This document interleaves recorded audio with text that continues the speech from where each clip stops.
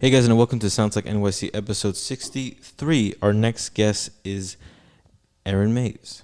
You can find him on Instagram at goddamn_ace. Please welcome. Yay. Yeah. Woo, yeah. Thank you for having me, guys. I appreciate it. Yeah, thank you for coming on. For sure. Yeah. Yeah, so what do you do? Because we couldn't think of a proper title to give you. Right. I can't think of a proper title either, but just I used to work at Legacy Records Restaurant, a delicious hospitality group in Midtown. And through COVID, everything got, scrapped. Restaurants are closed. And I just thought, what can I do for myself to keep myself in the hospitality industry? Because the goal is to be like an owner, just a major figure in the industry, kind of like a Danny Meyer, but like cooler. And so I'm thinking to myself, what can I do? How can I keep myself relevant? I want to talk about food. I want to drink, and I also just want to kind of do something for myself. Right. So I figured one thing I was interested in was ramen. It was like dollar ramen. Started off just doing like a couple bags, couple things, and then people are like, "Oh, this is actually pretty cool." Like you're reviewing it like as if it was a $11 bowl of ramen, but it's just something I can afford.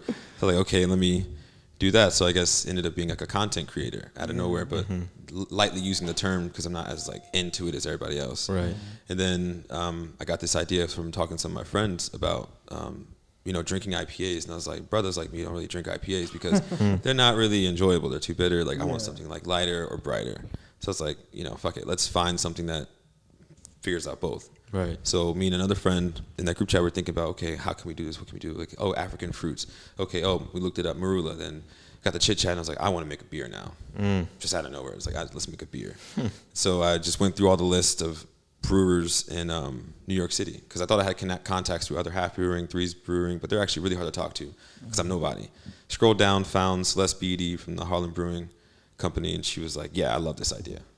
Wow. Boom. So she was like, okay, what you got? Let's do this. Let's do that. And all of a sudden, we launched the whole beer project. I got logos. We found a connection in South Africa, which is really tough to get fruit from South Africa. Had no idea. Yeah. Why?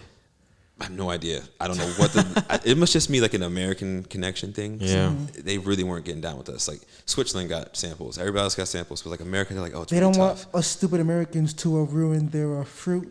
Exactly. They're like, we do not want it to hit the market in America. If they catch on, who knows? Too expensive. And then they're gonna rate us and we're back 600 years in the past. So no more oil. Get the fruit.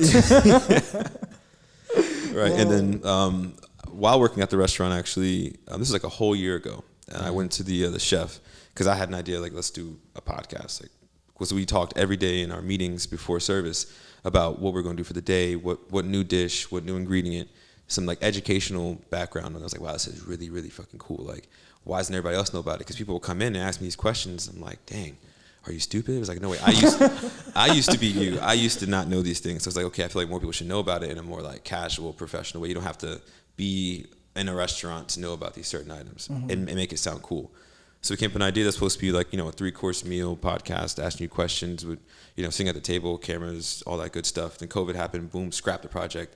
Then Black Lives Matter happens, and I get an email saying, hey, let's pick it back up. And so we got picked back up, then we had to restructure everything, and then now we have the Hot Plates and Grace podcast.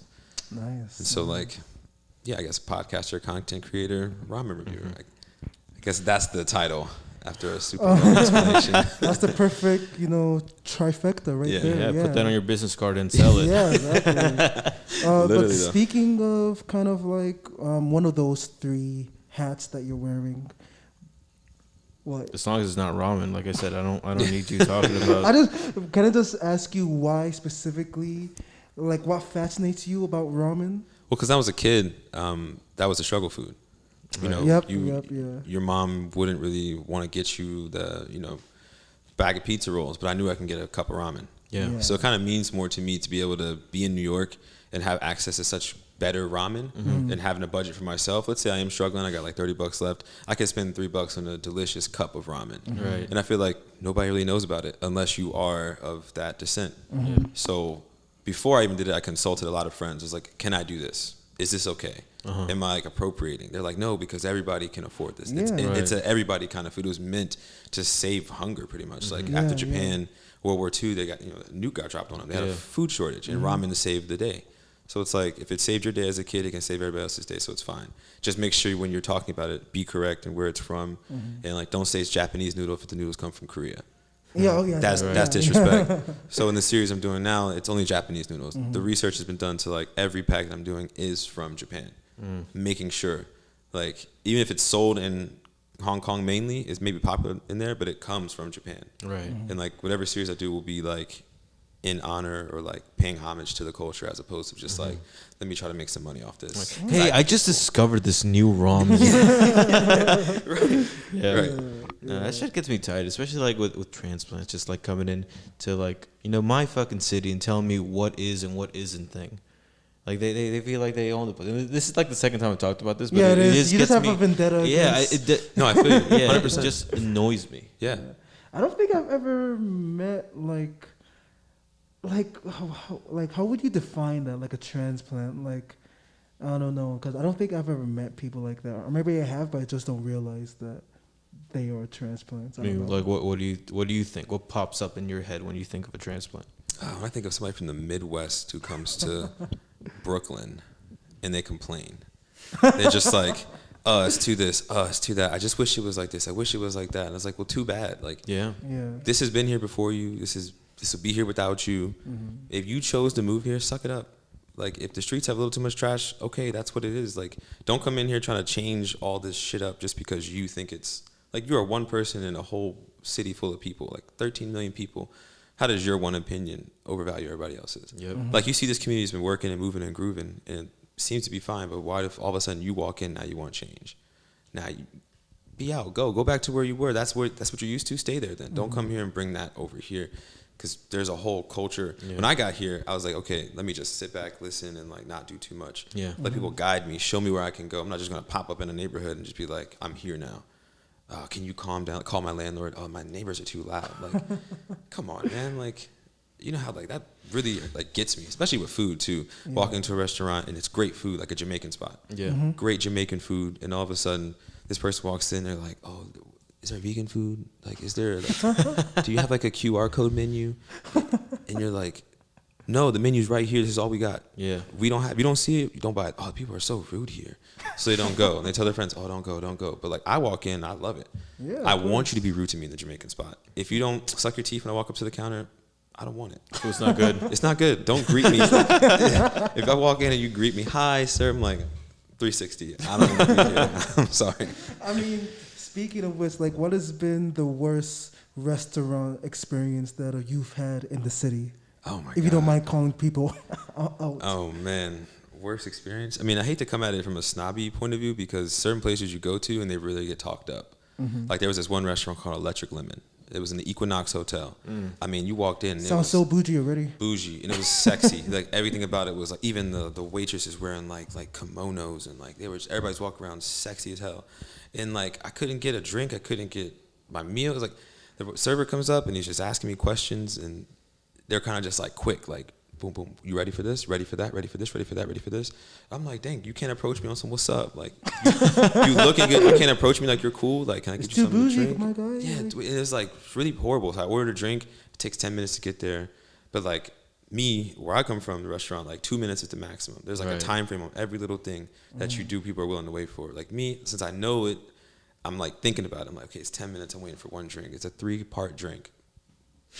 What could they be doing? Are they distilling the liquor themselves? Like, I'm kind of lost. And like the food comes out, and all this waiting and all this just like stacks up. And you eat the food, and you're like, man, like they're not even delivering the ambiance style, nothing. It's like you leave out. I ordered a tea at the end of the day, at the end of the service. I'm expecting, okay, the tea. How can you take so long to get tea?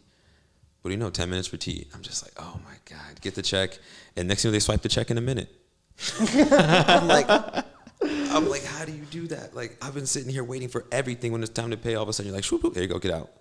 It's like, did you want me here in the first place? Like, I made a reservation. You knew I was coming. Yeah.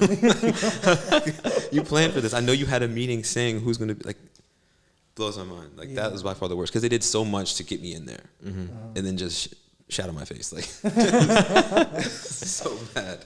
Wow. So, like, conversely, what has been the best restaurant experience that you've had in the city? Oh, that's even crazier to say. I would say Blue Ribbon on Spring Street. They're open until 4 a.m. So What kind of food do they make? it's I'm gonna botch the word, but it's a brazier, however you say it in French. Brazilian or just Nah, not Oh, Brazilian. no. You think he botched the word that bad? He couldn't say I don't Brazilian. know, man. It's like brasserie if you were to read it on text, but it's like pronounced like Do Brazil. you know or where the something like country is? that. What? Is that like a specific country? No, it's just a certain style of service, like French style of service. Okay, cool. But it's not as French as you may seem. It's kind of technically like a seafood raw bar mixed with like wine bar mixed with. It's just like a bougie place. You can get white tablecloth service until 4 a.m. Okay, yeah. And they have like impeccable service. Like you walk in after, let's say I worked a day until like 12:30. Yeah. I get off and like everything's closed obviously except for a bar. There's great bar food too, but I want to get a meal. I go to this Blue Ribbon spot. I get sat down. And they literally like white tablecloth, ask me all the good, boom, zhuzhing me up, make me feel great. Wine service, all the wine's cheap as hell.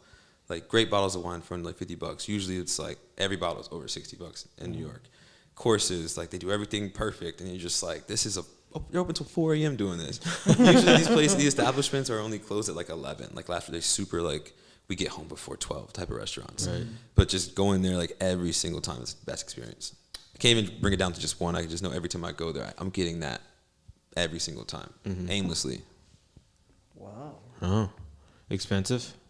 No, Really? no, it's not that expensive at all. Huh. It's cheap enough for somebody like me on tips, getting paid tips can eat there on a weekly basis. Well, it depends where you're getting tips from. It could be like a real fancy place you're getting tips. Could be from Uber. Yeah, I don't know. I don't know what it is. Yeah, I mean, yeah, touche. There's definitely some places with price points. The tips are higher for sure. On average, Gotcha. if there's a $250 for a 2-top, you're getting $50 off that table. Wow. Like pretty much every time. And if you do well, you're getting 60, 70. So imagine when it gets down to like you're running checks for 14,000. Like Mary Kay came in one time to a restaurant and they dropped 32 No way. and then tipped 8. That's crazy.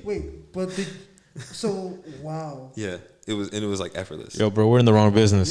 Dude, I know, dude. No, waiters in New York City. No, it's got to be tough to be a waiter. Yeah. But it's high pressure though because people are like they're wearing expensive shit. Get one drop, but we got things with sauce, greens, reds, like shit that'll fuck your day up. No dry cleaner can fix this. Yeah. So you can't be light on your feet, basically. No, you got to be quick, fast, but nimble. It's so weird. You got to be able to move like a crazy person, but then as soon as you get to the table, just Oh, dude. real smooth, real soft. Like they didn't notice you were sweating, but you're 100% Like sweating. a duck. Yeah, you're. Yeah, like calm above the water, but Yeah. That's a good analogy. I like that. Oh man. Do you want to take a break here? Or? Yeah, I think we'd take a break, maybe like plug in a little bit of like a ramen review or something. Like, what's been your favorite ramen review that we could just put in like a 30-second bumper for? Oh, the best ramen review that I've done myself? Yeah, like your most favorite so far. That Oh, wow. Was the Nissan Demaye ramen, the black garlic oil. Oh. That one was crazy. It comes in a bag. I think it's like $1.50. And it has a black garlic oil that you like when you finish it, you put it on. And I'm telling you, it takes the flavor up like I literally first bite was like, whoa. Yeah. Like every other bite is like 2 or 3. Yeah. But this one, first bite, every single bite after that. I finished the bowl. Usually I don't finish them for my health. Right. Obviously, yeah. But this one is for like to this day. You see me like already. Like And how much is it? How much is it? $1.50. That's fucking crazy. Nuts. Like it makes no sense. Macharon's like 75 cents. Spend 50 cents more and get you a better bag Right. of ramen.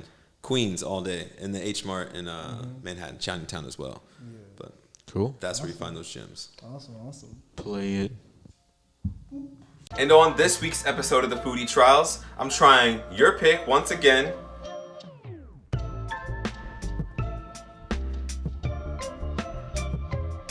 And we're gonna get started as usual.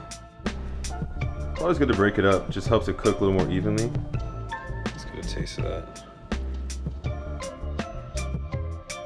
It's so weird. Really weird. There's like a soy sauce flavor to it. Those noodles, as always, delicious. I'm gonna give that a 9.8. That was an excellent bag, and I'm gonna score that a 9.75. The broth itself, even though it was loaded with sodium, didn't quite taste like it. So therefore, I really appreciate that because all around, it was superb. Thank you for stopping by, and I'll catch you next week. Peace.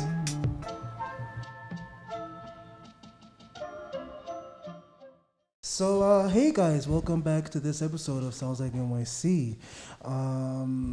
What were we talking about before? Blue Ribbon, best restaurant he's had. Okay, cool. Yes. Cool. Yeah. So let's talk about. Wait. So do you have like? So how long? Okay. So let's talk about kind of like your journey from your hometown to like New York City and how you found your like footing when you first came here. Oh yeah, that's actually pretty kind of easy because my whole family's from New York, from Mount Vernon, and especially like a lot of Queens, Long Island as well. Mm-hmm. So I've always kind of was drawn to the city regardless. I was here every 3 months as a kid, and I was working in a restaurant in Virginia Beach. I was working for this Turkish lady, and I was only 22 at the time. Mm-hmm. And I was just doing all these, actually maybe 24, and I was just doing all these events and kind of boosting up her failing restaurant. And then so she noticed, she was like, hey, you're doing a really good job at this to have really never done this before. It's like, you need to go where I went. You need to go to New York. Oh. She's like, when I first came here, I went to New York and like I learned everything up there, and it translated. Now I can do anything anywhere. Yeah. Because like I'm like, learn from the best. Now I'm one of the best. Yeah. I was like, okay, that's cool. So I took the journey and accepted a challenge, and then went to the Institute of Culinary Education in Brookfield Place, right next to World Trade, and I took the business management program. And from there, I went to this job fair, and then I got hired at DHG, and I was working at Legacy Records. And that place really opened up a lot for me because I was working with the world's best sommelier. The cocktail program was by Jeff Bell, best cocktails. And Arvid Rosengren had the wine program. Then we have Chef Ryan Hardy, who was executive chef for Charlie Bird, Pasquale Jones, all these great restaurants. And then he was also private chefing for Jay-Z and Beyonce every now and then. Mm-hmm. Wow. So having like, at the time I was really interested in music and like trying to somehow bleed into the music world because one of my good homies works in the music world as well. So being in there, I had the hip hop influence and I had restaurants. I was like, I'm getting everything at once. No other restaurant, no other place in the city is doing this. Right. So I just like dug my feet in, started off as a busser, runner, just pretty much just wiping tables and running food. And eventually, like I was like, I need more. I want to go higher. I need to go higher. Because I was watching everybody in this room I was in this room full of great people. And I was like, okay, I can get a seat. Let me get a seat at that table. Because right now I'm on the outside looking through the window. How do I get to my seat in this table?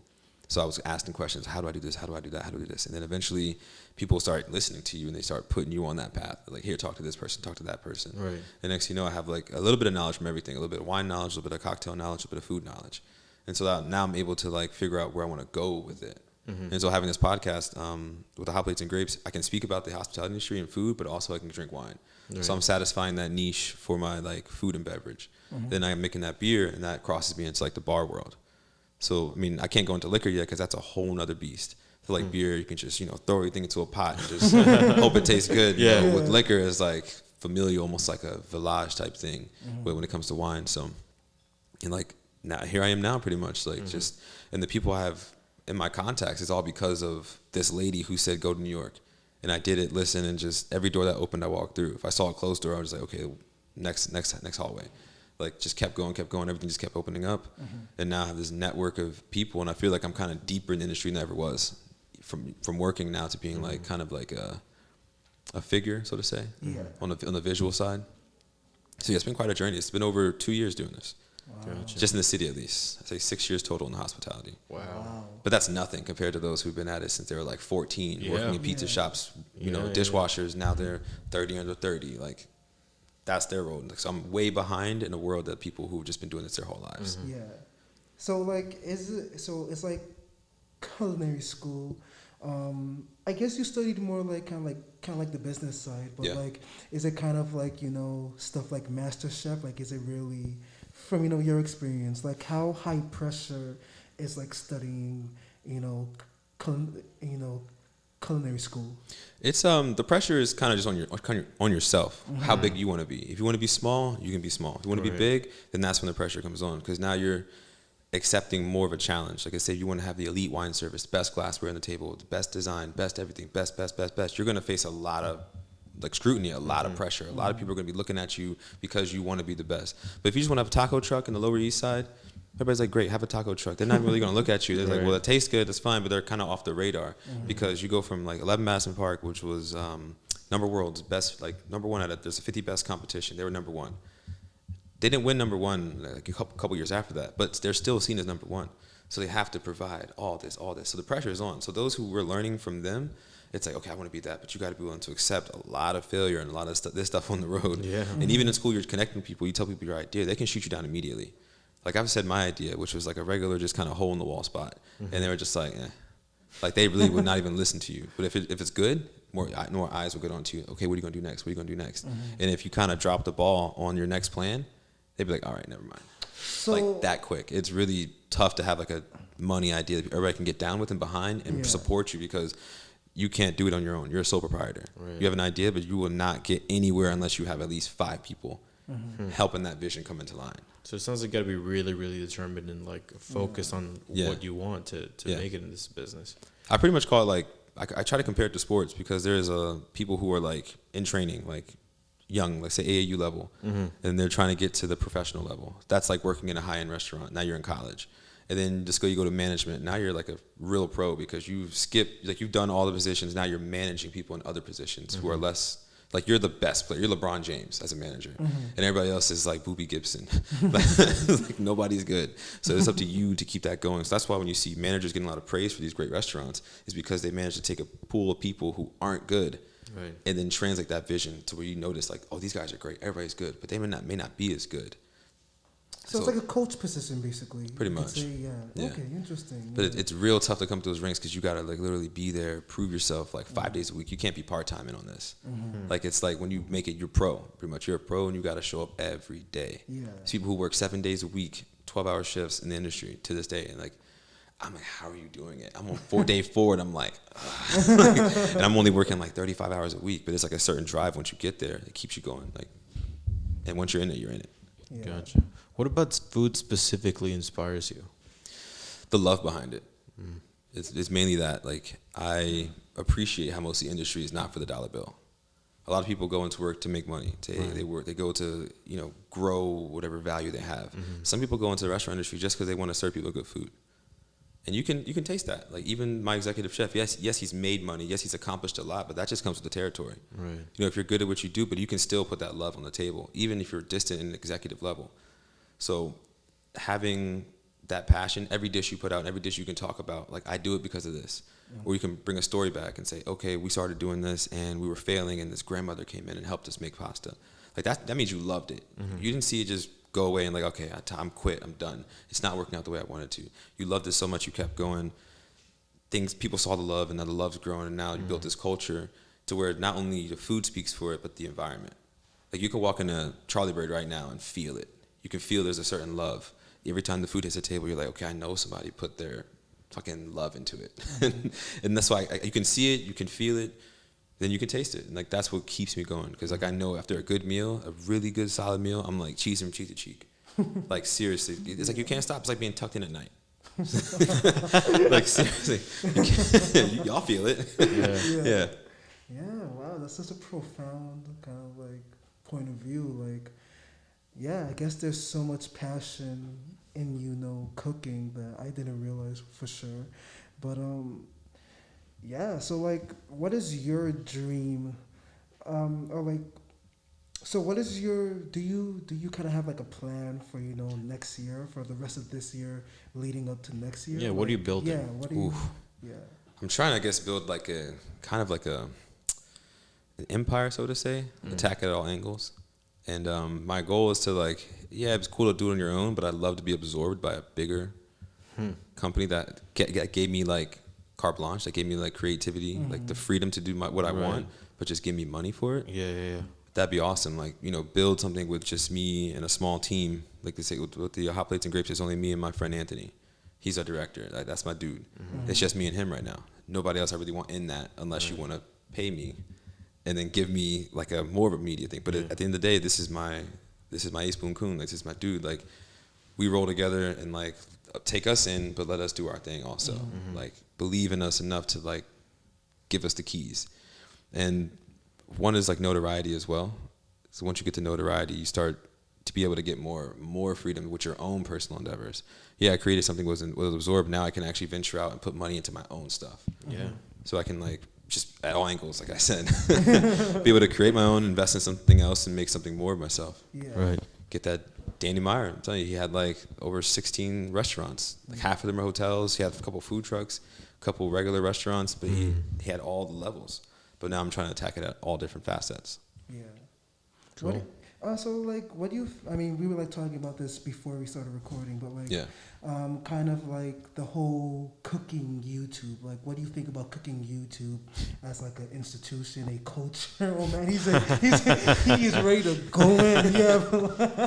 Yeah, but like, damn, what that bad. I mean, I can't go too hard because they're killing it. They got millions of views. Yeah. They got sponsorship. They got money. What? My opinion is my opinion, but I really don't think there's a love factor into it. Right. They're kind of just cooking for the clicks, for the views, and a lot of people will tell you what they're cooking is wrong. It's all wrong. It's like, because there's people who come up through the kitchen world and they learn all the classics, learn all the correct cooking methods, Right. and then you can execute your vision. Like, learn the original vision, and then you can do your own. These people are just Right. skipping all the steps. Yeah. They have the kitchen, they have the equipment, they have like the face, I guess, and they just start screaming stuff at you. And they're just like, this is how I do it. And people are like, oh, I'll do it. I saw it on YouTube. But it's like, there's a chef who can really show you the proper ways and explain it to you so where you never forget it. And then you can make your own twist. You got the classic, and then you can then make a rendition. But once you skip the classics, it's like, I don't want to hear any of that. To me, it's just, I don't know. I guess coming from the culinary world, you see it in a different light because I know the process behind it, you know, the background and the story. And to see it just kind of like thrown out the window for the sake of for attention almost.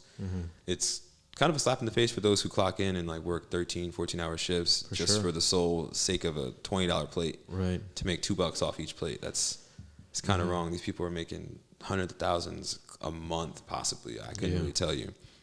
Just to cook something and throw it away. yeah.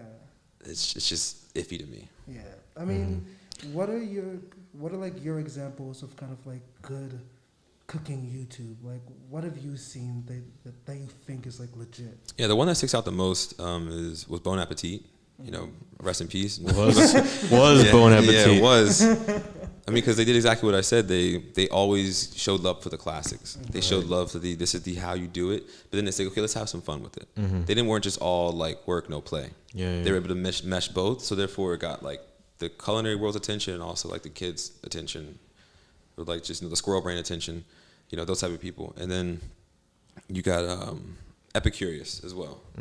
I think they're pretty solid because one, they put people in the position of the chef. Like I've seen the videos, like 50 people try to core an avocado, and it's just like you'll literally die laughing because there's people who literally can't open an avocado, but then go to. It's not hard, bro. No. Cutting one open is easy, but like coring You it just out, slap it with a knife, twist it, and you take it It off. takes it right out. Yeah. maybe I just have like dull knives. Maybe that's like the problem. Maybe you do have. I got a. You can even use a spoon and just Yeah.